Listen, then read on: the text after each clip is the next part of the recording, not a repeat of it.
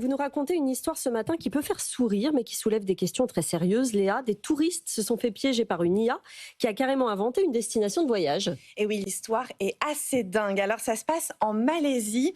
Un couple de touristes a voyagé plus de 3 heures pour découvrir un lieu qui était en réalité totalement fictif, inventé de toutes pièces par une intelligence artificielle. Ce lieu, ils l'avaient découvert sur Internet en cherchant une destination de vacances. Ils sont un peu tombés dessus par hasard et on ne parle pas d'un simple montage photo, c'est beaucoup plus subtil. En fait, ces touristes se sont fait avoir par VO3. C'est l'IA de Google qui génère des vidéos et la vidéo en question est bluffante. Alors, si vous êtes avec nous à la télévision, vous avez les images juste à côté de moi.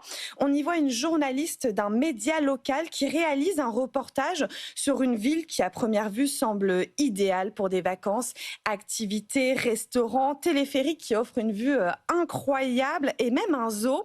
La journaliste interviewe même des touristes sur place. Alors, pour vous faire une idée, je vous propose qu'on écoute un petit extrait. La vidéo n'est pas traduite, mais au moins ça vous donne une petite idée.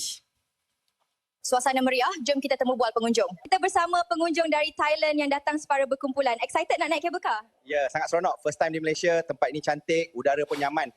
Vous avez vu, Ça a l'air très vrai, hein. Très impressionnant. Alors pour ceux qui nous suivent en radio, je vous conseille d'aller sur nos replays pour voir la vidéo. Sandra, si on regarde de très près, on reconnaît quand même un petit peu la patte de l'IA, mais pour des personnes qui ne sont pas habituées, on tombe clairement dans le panneau. Alors pour revenir à nos deux touristes, ils ont réservé leur billet d'avion pour cette ville qui, elle, existe bel et bien. Elle s'appelle Kuala Ulu, c'est donc en Malaisie, mais en fait c'est une ville, tout ce qu'il y a de plus classique, c'est clairement pas une destination touristique. Ouais.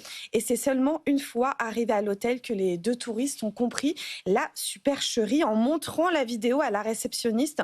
Elle leur a expliqué que tout simplement que ce lieu n'existait pas. Depuis, le personnel de l'hôtel a même posté un message sur les réseaux sociaux pour prévenir les autres touristes de la supercherie. Nouveau piège donc à l'ère de l'IA. C'est quoi le but, Léa? En fait, c'est pas une arnaque classique. Il n'y a pas de fausse réservation ou de numéro de carte bancaire à rentrer. Le seul but de ces faux sites, c'est de générer du clic, du trafic Oui. et donc de monétiser de la publicité. C'est comme ça qu'ils gagnent de l'argent. Et ces sites, il y en a désormais partout sur Internet. En plus, ils sont super bien référencés sur Google. Ils sont relayés par des algorithmes de recommandation et parfois même mieux placés que des guides touristiques sérieux. Ça veut dire qu'on peut rien faire? Non, on peut rien faire. Alors, il y a des plateformes qui essayent, mais c'est vraiment très compliqué. YouTube, par exemple, mène la guerre contre ces vidéos. Depuis plus d'1 an, la plateforme a mis en place des outils pour détecter ces contenus générés par IA. Et depuis le 15 juillet, la semaine dernière, une vidéo créée par intelligence artificielle sur YouTube ne peut plus être monétisée. Mais ce qui est ultra paradoxal, Sandra, c'est que YouTube appartient à Google et c'est Google qui a lancé ce générateur de vidéos par IA VO3. Donc c'est un peu le serpent qui se mord la queue. Oui, il va falloir uniformiser tout ça, effectivement. On est encore là-dedans. Merci beaucoup, Léa Benaïm.